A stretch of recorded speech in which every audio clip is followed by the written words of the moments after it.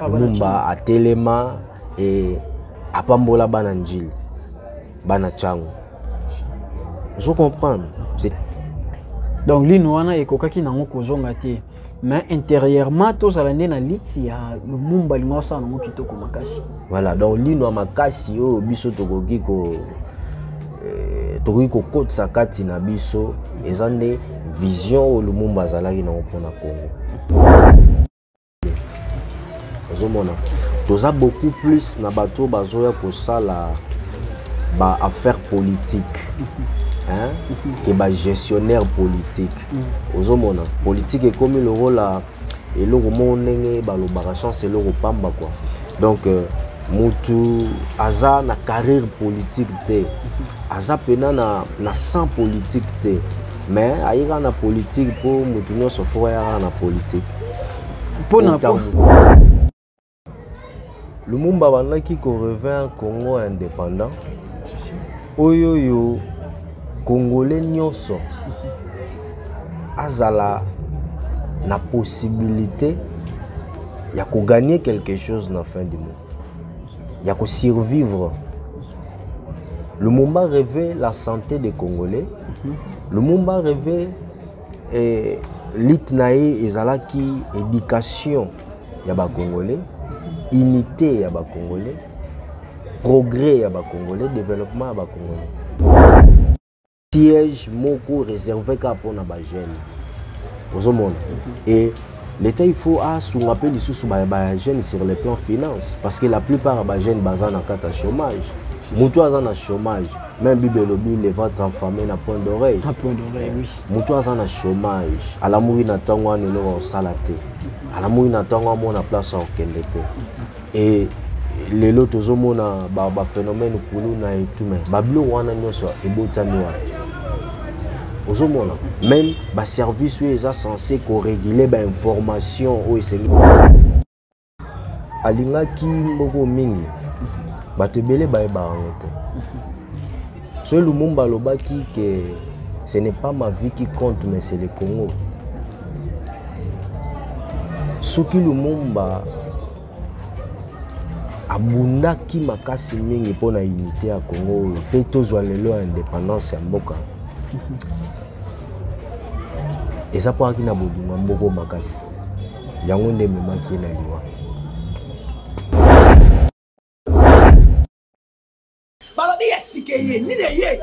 Greatness Congo TV. Greatness Congo TV, abonnez-vous massivement. Greatness Congo TV. Greatness Congo TV. Greatness Congo TV is a channel. Greatness Congo TV. Otunangani, ma copine de omonikando s'abonner na nzoto ton Georges. Akaba ti mukenda. Akotsa ko matini ofuta kwata chambre te. Na compte o se distrait na nzoto mutolinga ate. Greatness Congo TV. Ba gang ba film de la réalité. Comédie à vie de loin. S'abonner massivement na. Bobby, abonnez-vous massivement parce que vous avez décidé. Greatness Congo TV. Est-ce anglais ou English for you? Je ne sais pas. Oh, tout ce qu'on a le roi rouge, ting ting, de s'abonner à Greatness Congo TV. Greatness Congo TV, suprême, yonde makam. Bon, mon abagag, pas film, pas émission, biloka busoba, na biloka bien, kana Greatness Congo TV. Veuillez vous abonner massivement au compte na YouTube, Greatness Congo TV. Au moment à droite, va commune anglais souscrire. La français va commencer à s'abonner. Depuis que nous sommes s'abonner. Greatness Congo TV. Greatness Congo TV. N'a pas d'aéroport. Pour nous, tu voyages comment tu pars où? En Angleterre. Quoi? Est-ce que Miss Greatness Congo TV, abonnez-vous massivement.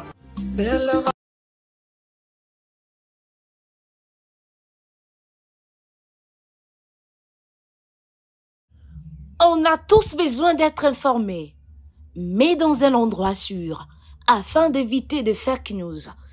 Ne vous tourmentez plus. Vous avez dorénavant Greatness Congo TV, votre média en ligne qui parle de l'actualité congolaise de tous les domaines en temps réel.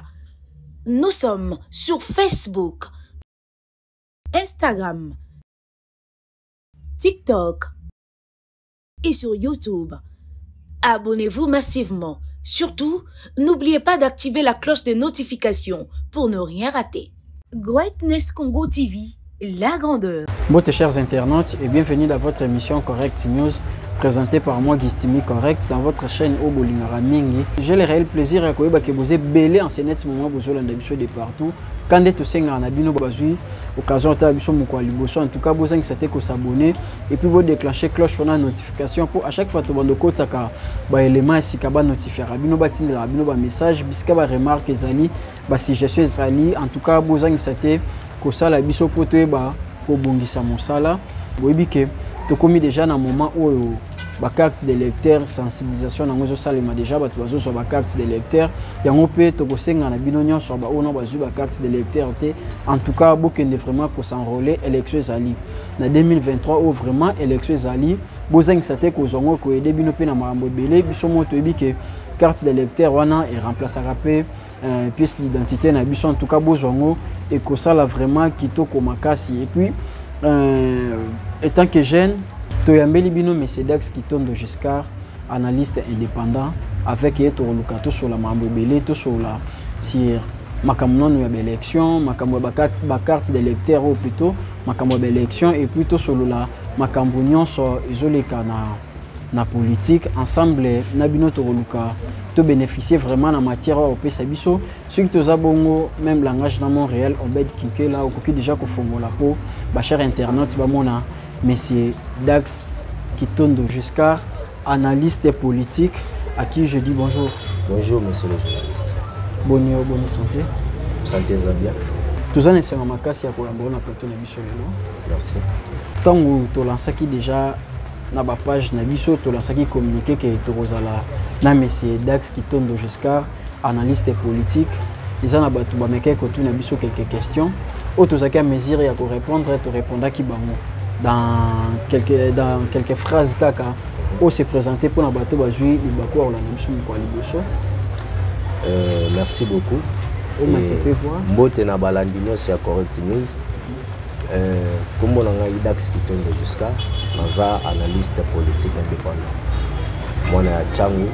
Mona ya changu bino mo bomoni déjà présenté boyoki présentation na aza analyste politique na kombo ya Monsieur Dax Kitondo Giscard, moi na changu tous na sujet moko boye to préféra qui to partager ngona yo to sola ngona yo to joper connaissance o ebobima et pas na yo en tant que jeune si j'ai un engagement des jeunes dans la politique des sujets o to mona ki to kabula nango longo pe bandeko bazolanda biso ba bénéficier na matière wana mais avant to koma wana Monsieur Giscard to mona ka yo trop na ba œuvre sociale to mona ko trop na ba télé to mona ko trop olia kana batu ou assister ka batu ceux qui batu bazana problème en tout cas o hésiter rater il suffit ka ba contacter au kendara kuno za na ba geste o salaka to ko ba intérêt za la nini na ko sala ba geste ya bon. Merci beaucoup pour la question wana et na sepel makasi na invitation na pesi pe mbote na balandino sur Correct News. Ba œuvre caritative ezali d'abord dans un chrétien, c'est biblique. Donc il n'y a rien à voir dans la donc bah œuvre oh ça la kawana na sima nango to l'intérêt zate au sala non karatiko sala pour les chrétiens bongo. Oui nzamba lobi na biso esengeli na biso to sunga.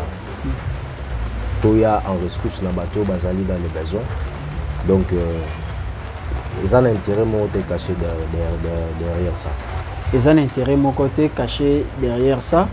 Tout ça peut déjà tout ça dans moment où la carte de lecteur ils ont payé ça bandeko bazo sur la carte de lecteur étant que analyste politique mon copé ya kati ya masolongo okozana un message moko beaucoup ko lancer pour na bandeko mususu bazo ki libaku ya kolanda na ba chaîne mususu te pour na makambo tali enrôlement na singi na ba jeune nyonso ba congolais nyonso to kende ko s'enrôler élection ezali to kende ko s'enrôler massivement et particulièrement ba jeunes biso to lobara toujours jeune voix na yo ekoki ko changer avenir ya mboka voix na yo ekoki ko changer destinée ya mboka zomona donc na sengi na ba jeunes nyonso ba kende ko s'enrôler vraiment massivement et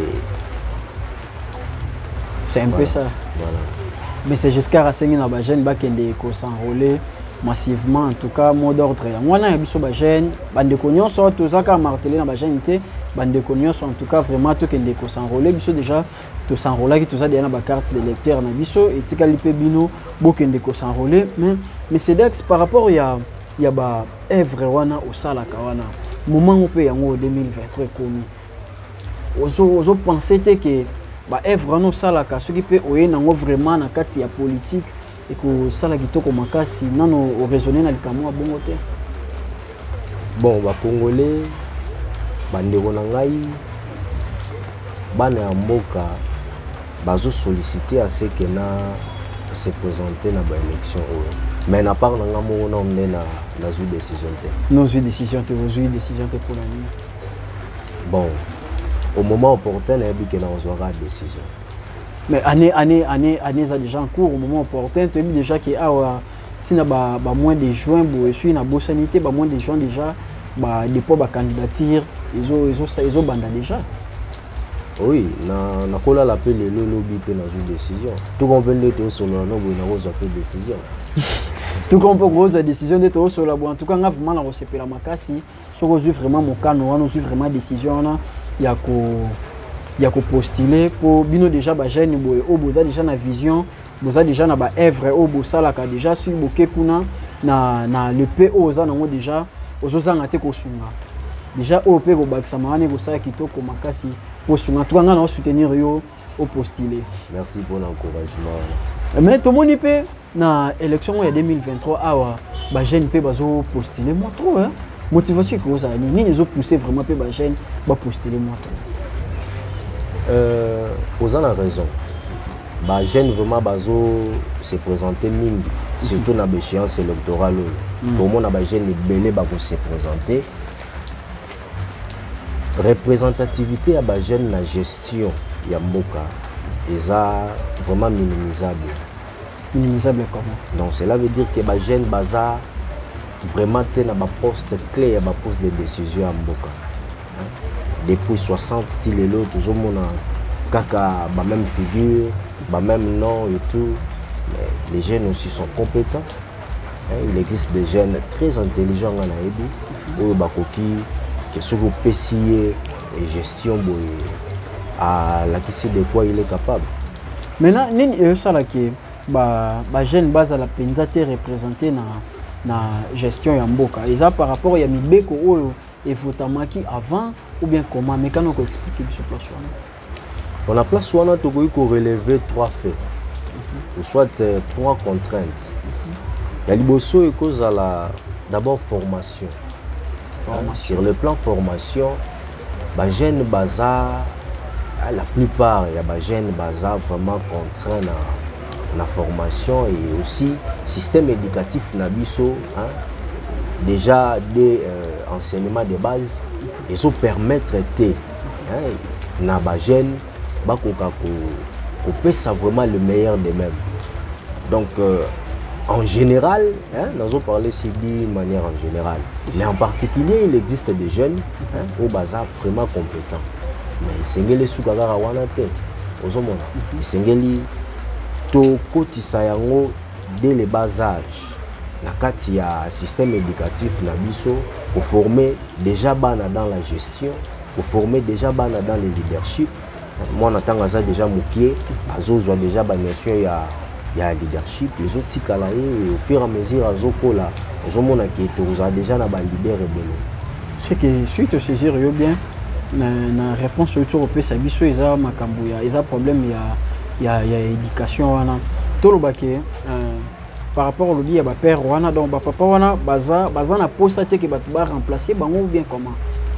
Bon posa na posa te c'est un peu trop dire mais eza question ya politique au batu batie na mboka pona ko mema mboka na isika o bango na vision o bango baza nango ozomona po soki tobeti lisolo ya formation mais tout en na bamboka mosusu te tozomona déjà que na ebandeli ya classe dès le bas âge ndenge biso tolobaka na epa na biso na enseignement de base déjà bana baza kozwa ba formation ils ont permettre bango basa la lobby ba leader ya mboka na bango mais pas na biso maintenant c'est pas ça toujours mon tant batu ba silisi classe hein il y a une adéquation entre batu ba silisi na marché d'emploi toujours ces problèmes là ils ont coexisté beaucoup plus na kati mboka esana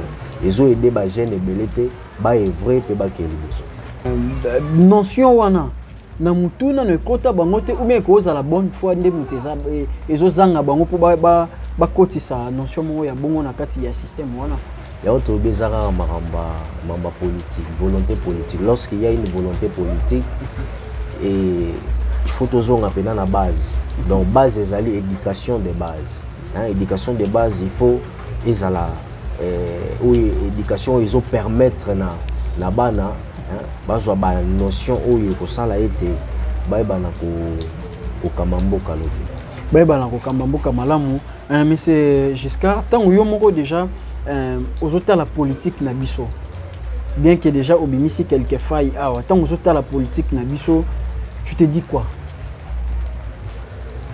Bon la classe politique congolaise eza na moi ba milinga ebele ozomona toza beaucoup plus na bato bazoya kosala ba affaire politique hein que ba gestionnaire politique ozomona politique est comme le rôle là et le moment ndenge balobaka chance le pamba quoi donc mutu aza na carrière politique te aza pena na sans politique te mais aira na politique pour mutu nyonso fo ya na politique pour na pour mususu ezopesa ndenge bato mususu bazoloba quoi donc politique ezopesa bien et tout bayende kosala ba affaire na politique mais baye kosala gestion politique baye kosala ba affaire na politique baye kosala gestion politique te pour na yo sikoyo ndeti mutu po asala politique po azala ndenge nini moi critère moko boata moko to mibale po mutu asala politique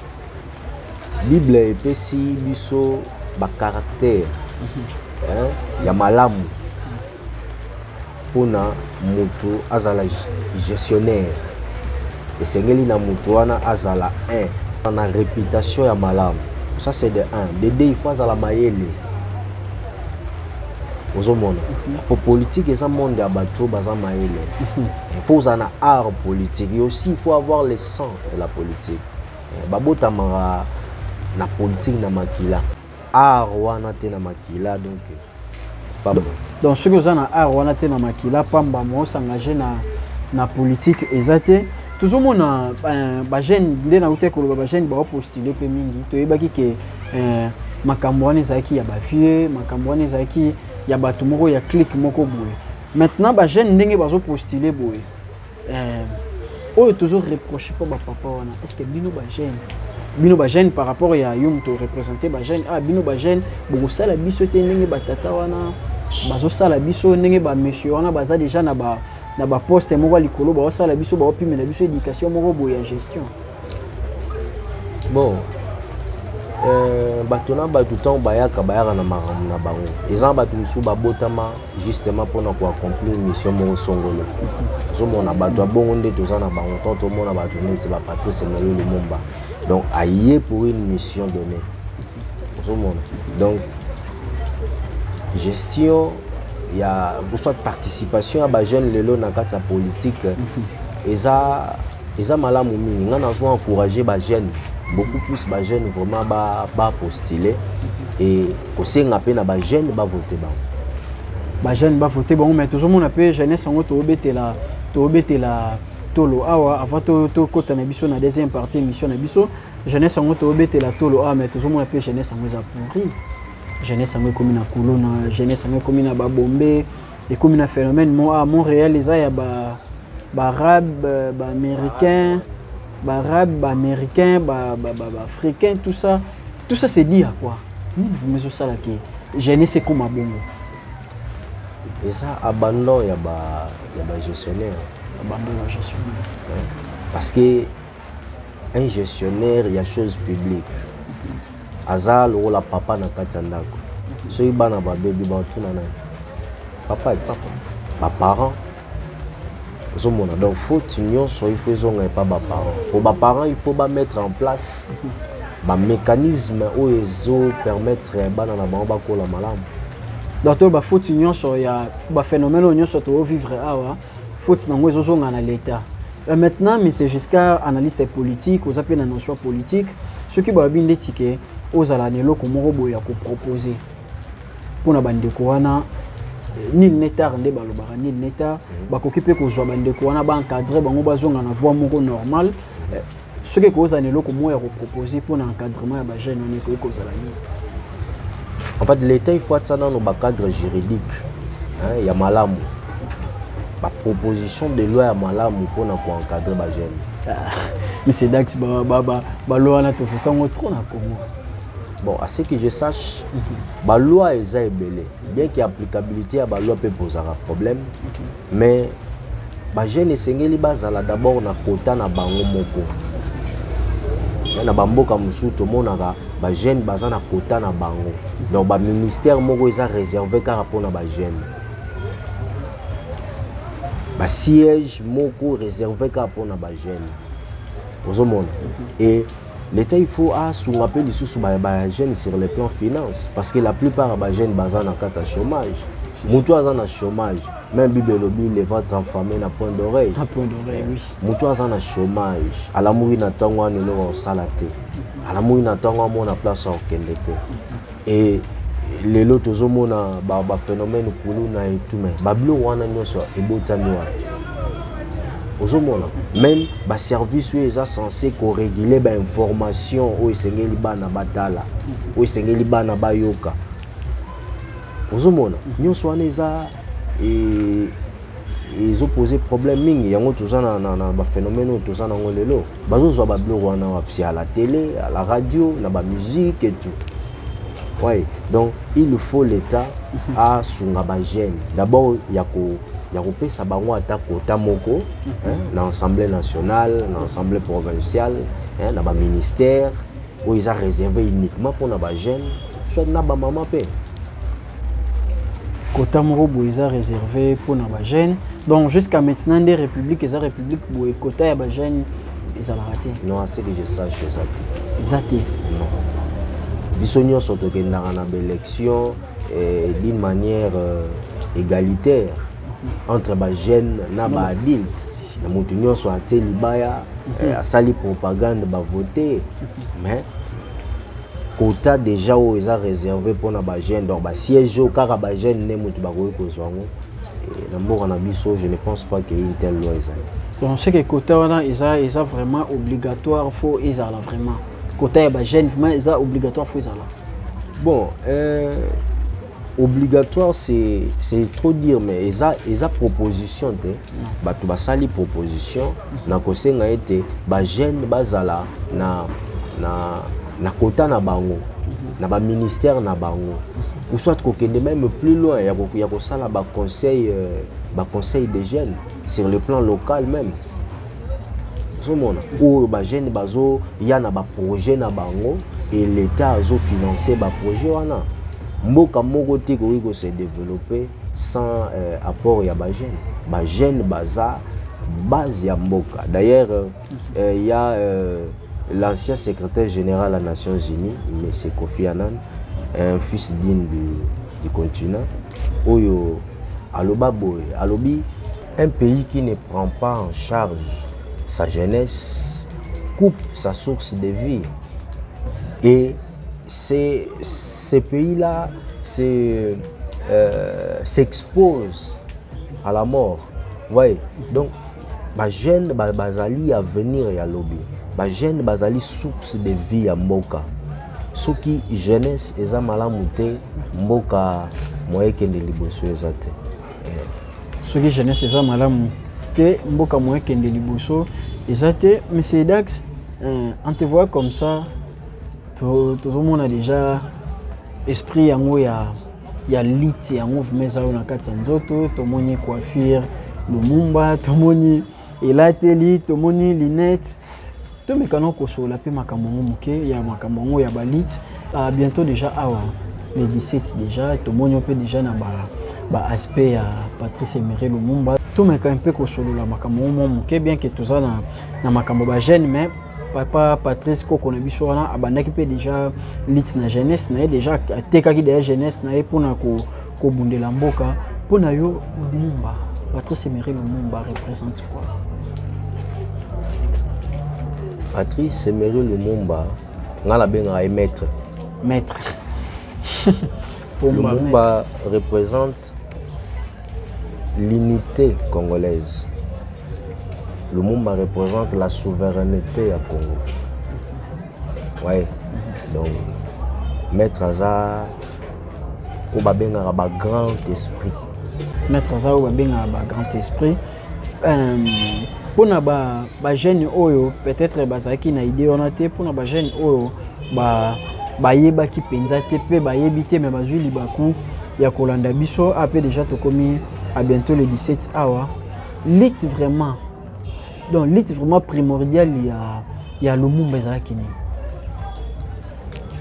Lumumba alingaki mboko mingi. Batebele bayeba ngote. So Lumumba lobaki que ce n'est pas ma vie qui compte mais c'est le Congo. Soki Lumumba abundaki makasi mingi pona unité ya Congo pe tozwa lelo indépendance ya mboka. Eza po akina boduma mboko makasi. Yango nde memaki na liwa. Ouais, Lumumba aimait beaucoup ce pays. Mais j'ai l'impression que certains Congolais ba ébilonté. Mais est-ce que il y a Patrice Emery Lumumba et ça continue ou bien lit nae o ya bande ko bundela on est 4 ans déjà objectif nae zaki kaka toujours indépendance ou bien azaki na vision nini pour na RDC bien ka bande ko linga oui biso nyos tebi que muto alinga ke loko même na vision moko boy ke na linga loko pour na sala ngo boy pour na zongi sala ngo pour na sala ngo boy. Lumumba rêve quoi de Congo? Lumumba bandaki ko revient Congo indépendant. Oyo yo Congolais nyonso azala na possibilité ya ko gagner quelque chose na fin du monde. Ya ko survivre. Lumumba rêvait la santé des Congolais. Lumumba rêvait l'itnae ezalaki éducation ya ba Congolais. Unité ya ba Congolais, progrès ya ba Congolais, développement ya ba Congolais. Mais naba développement ba Congolais ndo tsholo ba wana na après tout le baka époque na bango wana bato ba succéda ki bango na ki premier ministre na ki président ti lelo ozomona ke makambo papa Lumumba bande ko linga ils mise en pratique ou comment ou bien nanu ekoti vraiment te na kati ya vie toujours vivre bien. Réalité, il faut que ça soit réponse.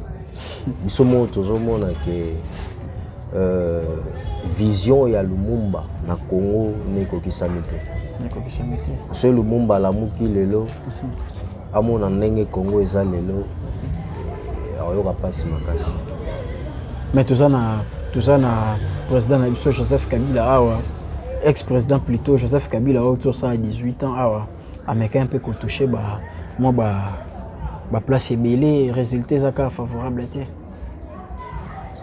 bon mutuna mutuaya au sala o esengeli ya sala le président l'ancien président Kabila fait ce qu'il avait à faire et l'actuel président aussi monsieur Félix Antoine Tshisekedi azo sala pe o esengeli ya sala ba upe ba oya ba o sala lisusu o esengeli ba upe ba sala mais pour na yo vision ya papa Lumumba non kaka ekokisamité bien que ba o bazo sala déjà non ba toucher te oza ki vision na e te non ba comité c'est dire bon le tout monde a ba discours séparatiste ba discours tribal. Les Congolais ne sont pas vraiment unis autour de la cause. Oui, cause est le développement en Bogate. Peuple alia malamu alata malamu a circuler malamu. Oui, mais yo moko il faut mona utambola ka oyebi maramnenge zotambola donc non ba communauté.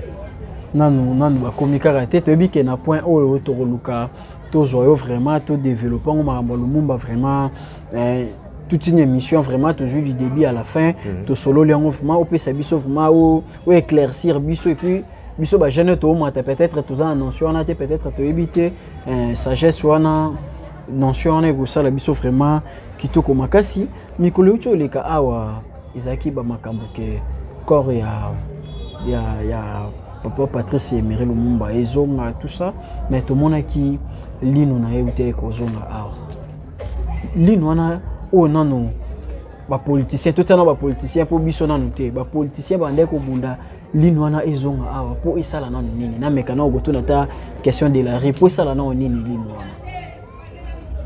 Bon, répatriement ya ba relique à Lumumba, c'est une très bonne chose sur le plan historique. Oui. Mais question est plus importante est-ce que tu as intériorisé le combat à Lumumba Katina Biso?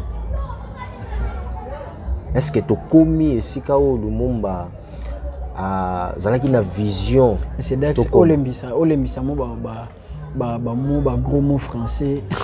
Tout ça ba tumsu ba tala ngo peut-être ba terme on ozo utiliser on l'équipe makasi ba saisir yo bien te ko tsamo lingala pour ça la bien.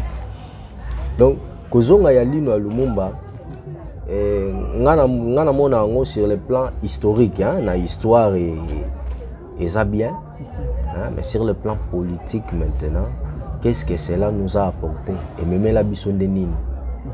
Oui, c'est ça le problème, c'est ça la plus grande question que se poser. Donc lino wana ekokaki nango kozonga te mais intérieurement tous alande na liti ya Lumumba lingo sa nango kitoko makasi. Voilà, donc lino makasi o biso tokoki ko kotsa kati na biso ezande vision o Lumumba zalaki na pona Congo. Esprit o Lumumba zalaki na pona moko. Yango nande il faut congolais moko na moko azala nango. Au moins en France par exemple, hein, un Français Aébi qui est de Gaulle. Naba Russie par exemple, un Russe Aébi qui est Staline. Mais biso na bamboka na biso awa, omona Patrice Emery Lumumba baebi ega na Kombo, héros national. Na monument batili biso na. Heureusement que monument ezalaka na message moko prophétique o batu ba tsara pena kate o batu ba ebaraté. C'est la mission en matière. Baye baraté que monument Lumumba et lancer un message très prophétique surtout pour na bana Tchango. Surtout pour na bana Tchango. Oui oui. Lumumba a Telema et a Pambola bana Njil. Bana Tchango. Je comprends, c'est très prophétique. A Pambola bango. A pesa bango lumière. Pourquoi il faut la Tchango? Donc, to kotisande bitumba ya Lumumba kati na biso. Mercedes na kati muke obimisi elo mo ya motu ya vraiment. Pourquoi atala Tchango? Ils appellent la question, faut se poser. On a tout le cas. Ya nini? Ya lemba. Mais batalisie na Tchango. C'est très prophétique.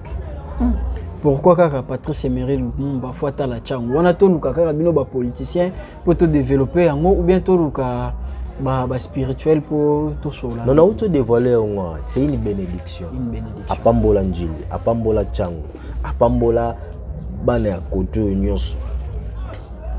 Apambola bango. Biso ozwa bénédiction Lumumba. Yango mona lelo so otali na kata Tchango, omona ba jeune baza na esprit lumumbiste. Koza na esprit lumumbiste eza koza na parti lumumbiste karate. Eza makambo oza na parti lumumbiste te. Eza makambo oza nationaliste, oza patriote. Kobunda pona intérêt ya congolais, intérêt ya Congo. Yango na l'élite ya Lumumba, kobunda pona Congo. Et esprit ya Lumumba, moto yo ala Musa. Et okufarate. Yazate, mais l'idéologie continue.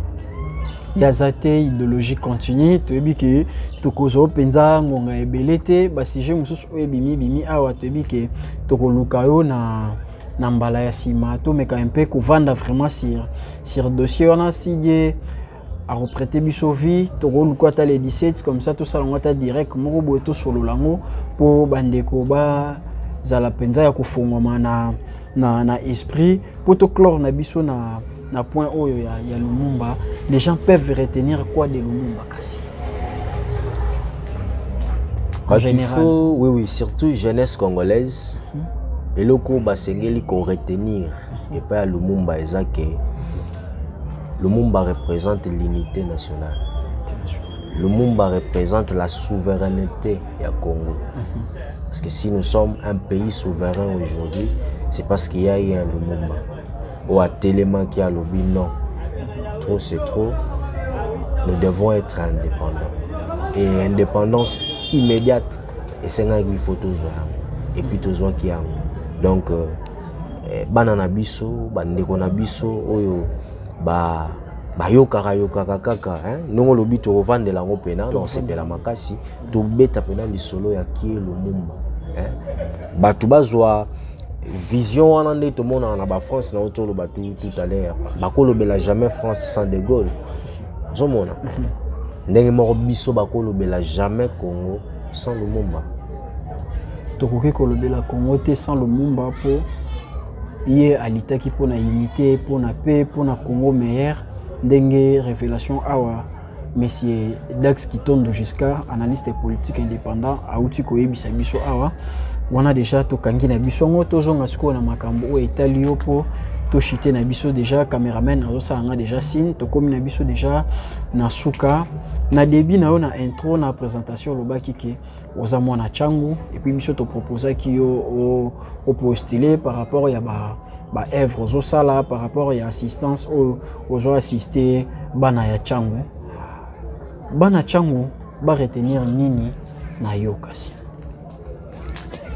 Bon bana changu il faut ba retenir que na lingara bango tellement mingi. Na lingara tellement ba congolais trop, il y a trop vraiment. Et particulièrement bana changu bana njili na lingi ba congolais nyonso bien évidemment. Mais njili les esika to uti esika to botami esika bakundi mitulu na biso. Donc na lingara peuple na nga ya trop. Na lingara bino ya mingi bana njili. Alingara bino ya mingi bana njili en tout cas nga na osenga na bana njili nyonso bien que a dévoiler ngo boete mais biso tozo pousser pour tozakana ye to yebi déjà esprit ni nyaza nango to yebi mutema ni nyaza nango biso vraiment tozo pousser à postuler. Et maintenant ce que ça m'a postuler na yebi que changu njili bakanga ba rebelle na maboko. En tout cas tosenga na bino ba combattant au bozali tangwa maponami utaba to voter bango monsieur Dax Kitondo Giscard to benga mona parler to benga papa lopango to benga nani po assister à biso déjà ba bazui libako ta la numéro o mba liboso to koya pena ba image mususu to koya ko proposer bino to koya ko lakisa bino ba œuvre nini oyo Monsieur Dax asalaka déjà en tout cas biso tozana simanae to ko soutenir d'une manière à d'une autre pour kaka a postuler pour kaka a représenter biso na kati ya parlement pour kaka ba bundela kota na biso wana toza ana ba jeune bazo postuler belé ngavement na saisir bien toza ana ba jeune bazo postuler belé na batata mais biso nyonso na to kende kaka to postuler. Mais ba jeune baza penza na kota te. Or ka autour le ba makambo mo awa ya très important. Il y a ex-secrétaire il y a ONU. Il y a Nations Unies.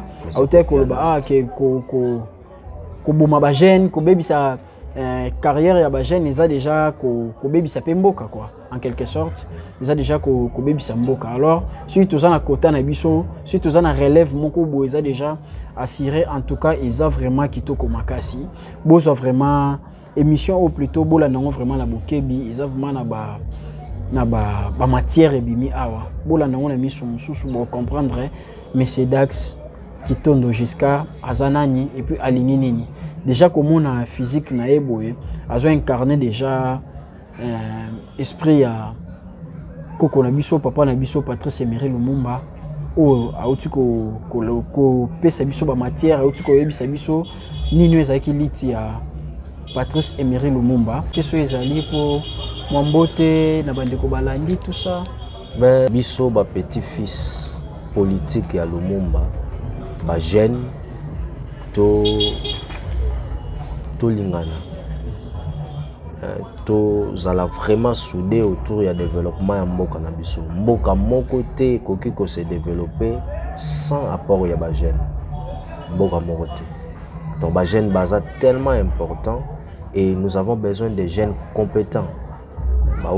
Bazo incarner esprit et politique ya Lumumba pour que Congo kende liboso. Mais c'est jusqu'à moi Mbote numéro de téléphone tu es allé. Na pesi Mbote na batunyo so balandi biso.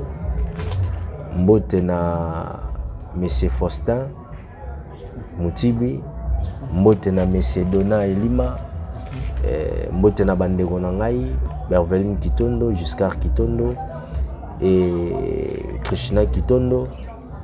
Na pesi lisusu Mbote na bana ya Changu Nyoso, bana ya Njili et bana ya Congo Mobimba Mbote na bino. En tout cas, esengozaki makasi ya Rosalon na plateau et puis Nathan o accordé biso to partager na yo. Et aussi merci Ebele, vraiment mon frère pour la invitation na yo. Merci ba jeune nde boye tozana ngo posa. Ozomona mboka ezana posa ba jeune journalistique au baza na déontologie baza na notion ya journalisme pour na kosala en sorte que média na biso ezala média moko yo où ils ont promouvoir développement. Nous avons besoin de jeunes netibino boy pour na côté ya lisusu ba jeunes lisusu ko za exemple pour na ba jeunes lisusu. Vraiment félicitations. Merci. Bolandi maloba monsieur Dax Kitondo Giscard auti ko yebisa biso awa. En tout cas Changu Njili yebana na revoter voix na yo wana ekoki kobebisa mboka vana wana ekoki kobongisa mboka. Alors kopesa ngo n'importe qui te yeba nani ya kovoter to komi na biso vraiment na suka ya émission na biso. En tout cas na kosenga susu na ba o bazui libaku ya rotala biso moko liboso nan ba s'abonner te. En tout cas bo s'abonner vraiment ebele, bo s'abonner massivement.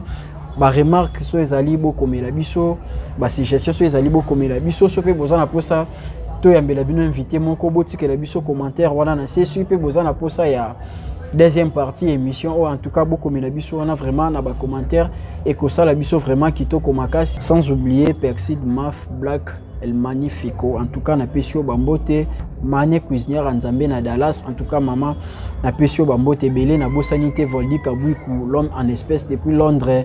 Voldi Kabouikou l'homme en espèce depuis Londres. En tout cas réagir et que ça la kitoko makasi. Ghislaine Bangou maman présidente na pesio bambote P. Miller Yous, en tout cas bambote no yangwana Jogo WhatsApp na pesio bambote, sans oublier Jordi Kinkela Papa Chic Gistmael Mbungu l'homme Papa Giston Floris Mbidi Goga ya PM Richivava na Bosanyote Riche Makens na Bosanyote Jonathan Lumingu Maître Jonathan Bafengo 6 étoiles. En tout cas bambote na bino bisika bozola na biso, sans oublier Exola Kama en tout cas na pesio bambote bisika bozola na biso. Un grand merci sur na Montréal Obed Kinkela soki nzambe azongi te ngana bino tokutani bongo na numéro ya sika. Ciao. On a tous besoin d'être informés, mais dans un endroit sûr, afin d'éviter de fake news. Ne vous tourmentez plus, vous avez dorénavant Greatness Congo TV, votre média en ligne qui parle de l'actualité congolaise de tous les domaines en temps réel. Nous sommes sur Facebook, Instagram, TikTok et sur YouTube. Abonnez-vous massivement. Surtout, n'oubliez pas d'activer la cloche de notification pour ne rien rater. Greatness Congo TV, la grandeur.